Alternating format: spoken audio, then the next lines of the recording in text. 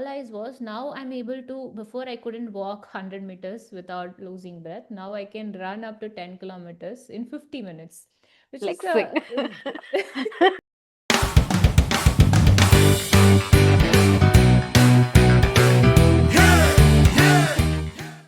hi. Okay, so since this is our first episode, I thought we would keep it light and talk about something that I think most women think about, most women want to change, but then they're unable to do anything about it. The topic actually came from you. Do you want to tell our listeners why this particular topic? Where is this coming from you? So I actually did a number of interviews with women for part of a study called the clinical trial. So I got to talk to urban and rural women to understand their relationship with exercise and their physical body and health. So this is the starting point for me to rethink the whole thing about how we actually have a very complicated relationship with body as women. And I thought, okay, maybe I should really talk about it since you gave me the liberty to do my own research and choose my own topic. So yeah, that's where it's coming from. Okay, so tell me a little bit, tell us a little bit more about the interviews you did and what exactly is a clinical trial. So it's just a fancy term to say that, how we take our paracetamol or whatever drugs or medical treatments, we need to see if it's really working and if it's really safe. So we basically do it on human beings. We basically test it on human beings and see if it's safe. So that is a clinical trial. So we just don't use it for drugs. We also use it for interventions and treatment and all of that fancy stuff. So we did this as part of a particular project that came in the hospital. So you remember the time I was working as a psychologist with a hospital. Yeah. And there I got to fortunately take part in a clinical trial. So what we did was women were coming to our clinic asking to get pregnant, having issues with pregnant. But the very easiest treatment that the doctors used to give is that just lose weight and you have a chance of getting pregnant. Isn't that all of us want to hear? That don't take meds, don't take treatments.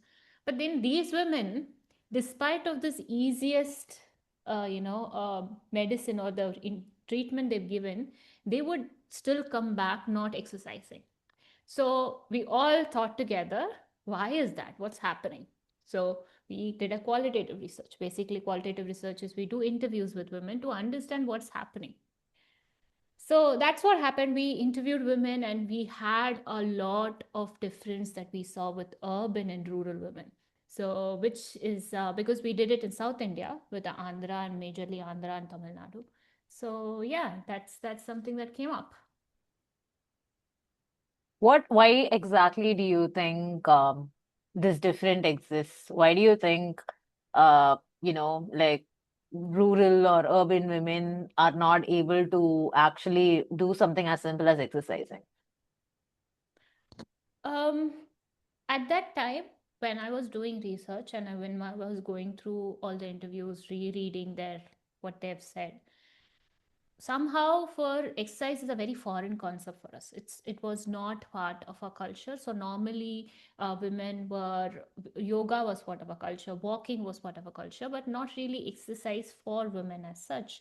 And women in rural in India, they actually told me that they do a lot of household work. They wake up at 4 o'clock, they do the cleaning, they have to go to the farming, and they have to take care of the cows and all of these things.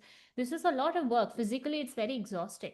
Yeah. And they said this is enough for me as a physical this one, and whenever I get time I want to rest. So that Wait, makes sense. wait, that isn't enough, is what you're saying? I'm not saying that isn't enough. I'm saying that isn't the case for everyone. It's just one or two women who actually do that.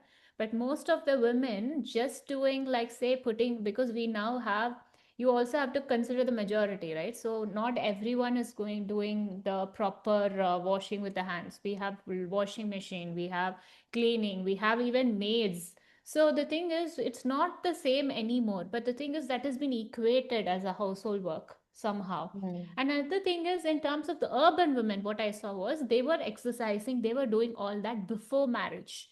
They were like, okay, I need to get a husband, so I will do exercise. I need to have a, child, so now I might try exercise. But then exercise is never a thing so that they will feel good or they will feel healthy or they will lose weight.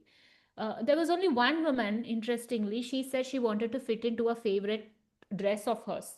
That's Mm. something that she always wanted. But whenever she wanted to do that for exercising for that, she said, I feel guilty and selfish because I'm not thinking about baby, I'm thinking about myself. And she felt ashamed and guilty. So yeah, that's something that's been there among these women. It really intrigued me. It like really like pressed on me. Like, why would this happen? Do you think this is like a cultural thing where we as women in India feel guilty for doing something that's good for us? Uh, do you think other the women in other cultures have it easy when it comes to doing something for themselves? I think considering the collectivistic and individualistic framework, we are of Mm, course changing nowadays, which yeah. is why we see women are also changing in terms of their thought process, but still we are not there yet. So I think in other cultures that individualistic mindset tends to at least make them think about themselves. What do I want? Mm. Instead of saying, what do my family want? What do my mother-in-law want? What do my husband want? We never think like that, right? So I think it's just our culture is that way, which has made us think this way. To kind of demonstrate this whole difference between cultures, right? You stayed for like almost 2 years in the UK. Do you want to like reflect on your observation of the women there? Do you think they were much more pro, self-care when it came to exercising, when it came to, moving your body, being comfortable with your body? Yeah, like when I went to the UK, I was like really jealous of those women, to be honest, Oh. because because you should see them. So when I was interested in trekking, right? So I Yeah. used to go on a trek, and I saw old couples above the age of 70 coming together for trekking with their husband, packing all these snacks and all of this backpack, and then just trekking up. And they, of course, they were faster than me. They were like really faster than me. And okay, I have to, so this is a women's channel, I think we can say it. Those, how they say after a certain age a boobs sag, right? These women had such a good body, older women, and their boobs were not sagging. It was so fit. Are you sure it And was natural though? it was not big. It's just like she was very slender woman. They're all slender. They were not any exaggerated stuff. That's But I would another difference, say right, in our culture. You don't find many slender women here. yeah, yeah, which is very weird because they you do eat a lot of not so great things. We have a lot of great, healthier options in our diet, but still, I think the culture is such a way there women start like even after they are married, their life still goes on. Like they go for running with their babies in the stroller, they run 5 kilometers, and they like play their sports or tennis, they bring their babies all along, so their life doesn't stop Sounds despite of exciting, them. right? Yeah, it does. Like I Like wish like we had always thought about us have it all, they basically having it all. having it all sounds a little stressful, but having it sounds fun. Like having Yeah. what you want, yeah. Having it all, no, thank you. Superwoman. Yeah, no, thank you. So yeah, like that was a significant thing I got from that culture, and I used to also come back and say to my mothers and my grandmothers, see what they are doing. They are so active, they are so living their life basically. And even I was babysitting this child who's a 13-year-old. Her mother, every day after her work, she was a psychologist as well. She was an educational psychologist. And every day after work, she'll go for cycling. Like she put all her gears and proper cycling gears, and she'll go for cycling. She used to go for like her running and all of this. And grandmother, she's a single lady, her husband died, but then she's a dancer. She goes around the world doing dance workshops, and she also has a boyfriend. So who she introduced to her daughter. You sound a little judgmental here, but okay. Also jealous, a little bit jealous. Okay, jealous makes more sense than judgment. Yeah. I'm a little curious. Was the boyfriend younger? No, he is No. also an old man, old, Oh, handsome man. that's interesting. Okay. So what do you think it is about our culture that makes it so hard for us to do what's right for us? Because you said, right, there was one lady who was doing it to actually fit into her favorite dress, but she was so ashamed because what kind of a woman is she that she wants to do something for a selfish reason? So why do you think our culture makes us hate ourselves? Um, I don't know, but I could only think of the study and also as a woman because there's a lot of societal expectations that is on a woman. In India, we are a woman goddess is like worshipped, right? But then as a woman, like we say that even when they get married, that you have to be a certain way, like you have to be very feminine, you have to be really kind and soft and selfless, and all of these expectations are not overtly told us, but that's something that we keep hearing growing up. We've seen our mothers and grandmothers. So all these have shifted our thoughts. Even when girls are dating these days, you can see their boyfriends having these expectations put on them, like you have to be certain way, you should you should not dress a certain way, you should look very homely and conservative, and all these things are something that we are grown with. And if we didn't have that freedom of thought, I don't think any woman would want to question it. So I think all this is coming from the place of not questioning these standards that set for us as a woman. But I don't you think like these standards also come with like privilege? So let's say in India you're fair and you're thin, right? Hmm. You don't really have to physically move so much, right? Like technically you're seen as someone fit because you match the beauty standards. So Hmm. for women who are not obese or don't have diseases, uh, again you see that there's no pressure to work out, right? So when you Hmm. talk so much about standards, society standards, uh, how do you actually convince these women that physical health is linked to movement, even if you look good? Because whatever you said, right, you were constantly talking about how it's just about looking a certain way. So how do we get out of this thing where physical health is not just about how you look, it's about something that goes much deeper? Hmm. Yeah, I think for this, the only answer I would give is from my personal experience, is because like I've been extremely thin, not a good way of thin, basically underweight.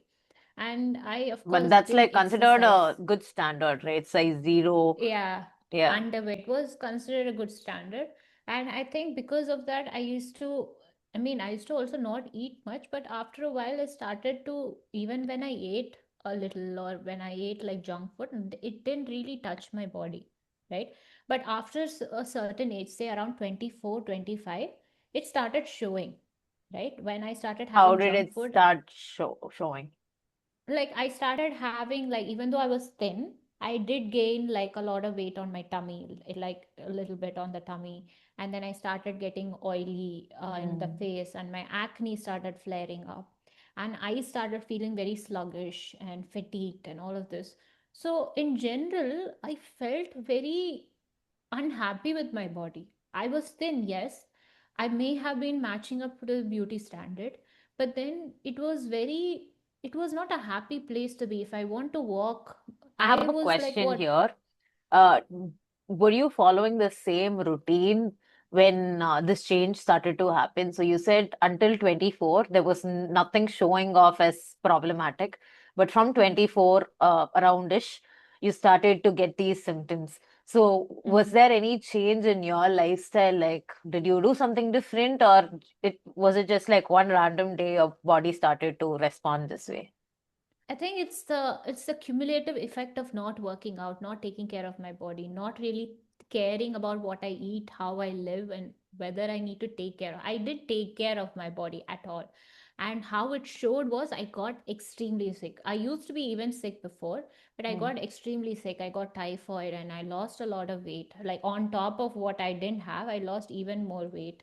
And then I had to be admitted in the hospital. So it was like a very, one after another, it was a very bad Scary. consequence. Yeah, it was scary. And then I thought, okay, I need to do something because I cannot be the needy help, helpless person all my life, because I want to work, I want to see the world, I want to play, I want to run, I want to feel good. I don't want to like sleep in bed all the time. So yeah, I started to work out slowly, and I started to increase my diet. I started to look at my diet. I changed my diet, and eventually, what I realized was now I'm able to, before I couldn't walk 100 meters without losing breath. Now I can run up to 10 kilometers in 50 minutes, which is Flexing. yeah, flexing it. I need to flex it. Yeah, So you this should. all came from, I went to the doctor and I got my blood work done. And as every Indian woman would be, I had no blood. By no blood, you mean anemia, right? Of course. I thought it would be funny. So It, basically, I got my blood work done and then realized that I was like in a very worse situation in terms of my anemia. And then they gave me some iron meds. And, before that, I tried running, I tried all of that, and I still used to gasp for breath. So usually, what happens is when you start running, you should get better in a month's time. In terms of running, you should not gasp as much because your heart should, and your lungs should, adapt. yeah, And you then I build was like, strength over never, time. yeah. And then I never understood why I'm not improving despite of me trying months and months of running. Then after I took my iron meds, I ran my first 5K and I was not gasping for breath. And that was like a eye opening for my, like in terms of my life. And then I was like able to climb stairs and not like gasping. And I'm like able to stay energetic throughout the day, because I Mm. remember I used to sleep all the time. Yeah. Yeah, And then I I think I feel, remember like when we were in college, this is the way you introduce yourself. Like I can sleep for like minimum 14 hours every day. the You girl I used to babysit said the same thing, and I asked her to get her blood work done to her parents, and okay. she realized they found out that she has anemia, and now she can actually is not sleeping that much. And I realized sleeping a lot is not a flex; it's actually your body's way of telling you that something is wrong with you. Yeah. And yeah, so I feel very energetic. It's My pretty energy, interesting, right? You're like, wow, this is how normal people live. yeah. They have My so much friend even said energy. that this is how you people are feeling every day. I feel so energetic. That was my Yeah. first week. I was like, okay, I can go, I can stand, I can be without sleeping the whole day. And that was really something which is what I want to tell the people is you might be matching up to the beauty standard. You might be thin, you might be not having to exercise, but we are not doing this to look good, to look a certain figure or to look certain way. It's for us to do what we want to do. I don't want to be sleeping 12, 15 hours a day when I want to go meet my friends, or when I want to go play, or when I want to go hang out, or when I want to travel and carry my own backpack, not expect a man to do it. So yeah, this is what I want to do. So I'm saying this is why you should all exercise, you know? Yeah. I think, where in some ways we associate strength with being a man and softness and weakness with being a woman.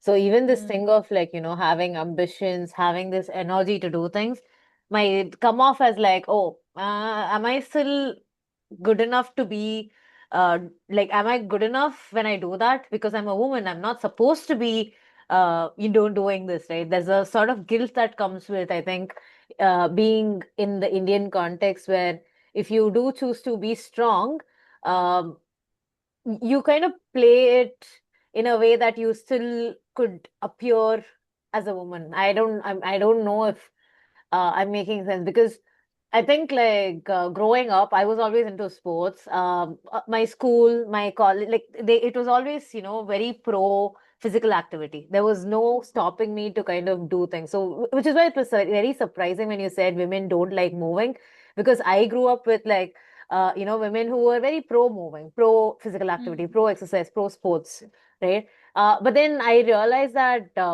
even when you're doing it as part of like a compulsory routine, right? When in school, every Tuesdays and Wednesdays you have to do it. Practice is something that you do without really thinking about it. So it's normal. But then as an adult, when I started to work and when I started to do my whatever I needed to do. Physical activity was not part of my routine naturally. So I got sick. There was a period of time when I was not feeling really great.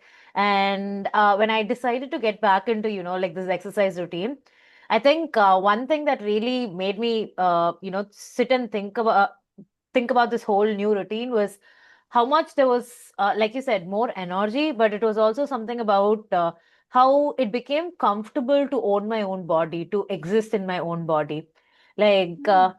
there was so much control that came into my life, like that I had over my life once I was able to control just my body.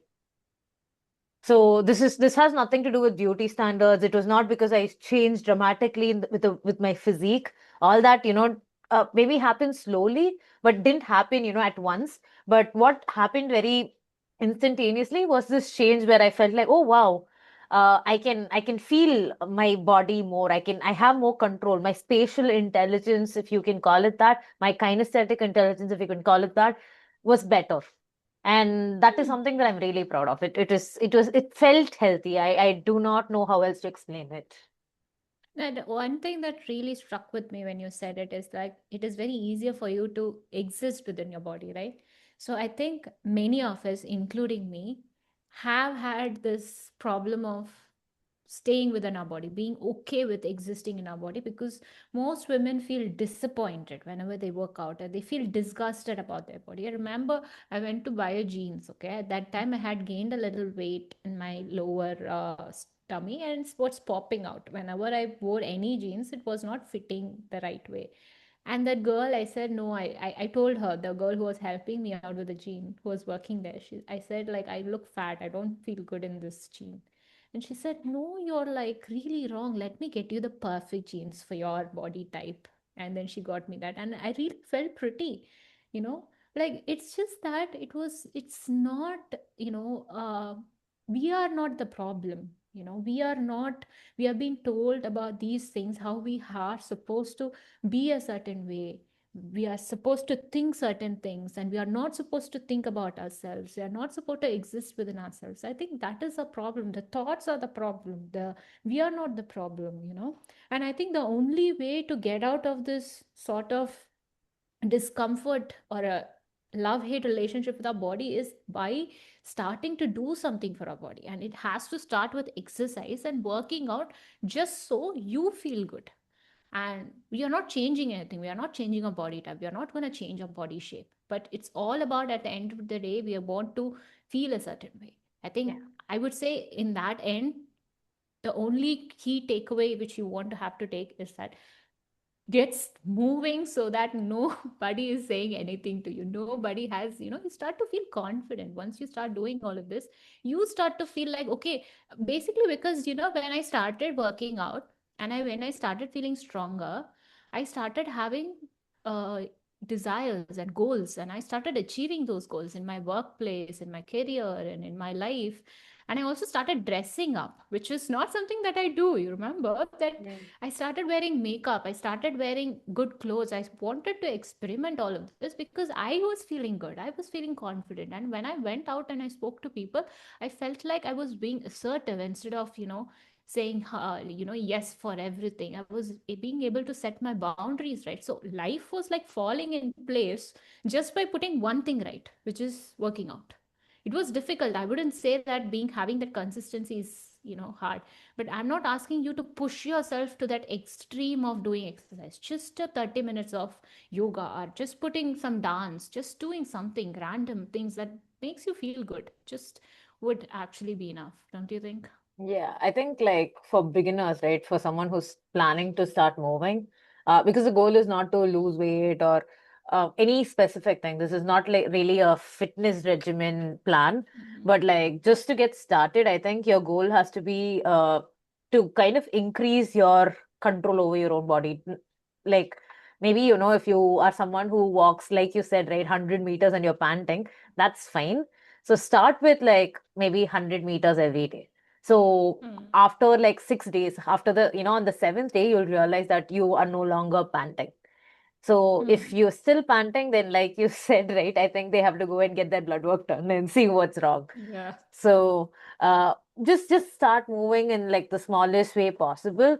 And this is just a small way to say, I love your body, because I think sometimes your body requires, just like, how we want people to say it, confess it, and not just confess it, but also show us that what they say is what they mean.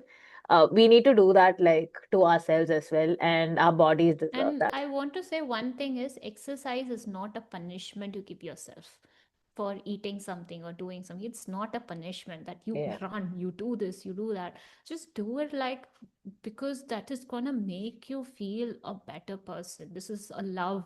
This is a love language that you have to teach your body. It's not a punishment. Yeah, so that kind of makes sense, because then you would always associate exercising with like a bad uh feeling. It's always Hmm. after you either overeat or do something, and then exercising becomes uh not something fun for you. And that's not what we want, because it is something that's fun for your body, so might as well have fun with it too. I think this is like a good place for us to conclude this episode. How are you feeling? You Yeah. shared a lot, personal Yeah, I stuff as feel well. I feel very, to be honest, I feel very understood, and I also feel not alone at all because at that one point I had felt that. So yeah, it was a really good conversation that I had with you. Thank you. um, to people who are listening. I hope whoever is listening to us, you guys can get a little bit more excited about moving, about exercising. Even if it's not easy, start small and let that excitement kind of slowly build up. And hopefully, you'll have more physically, adventurous things to do in the future because you started small. And I think, with the new year and the new me vibe, it's a great you know, vibe or mood to begin the new year with as well. Yeah.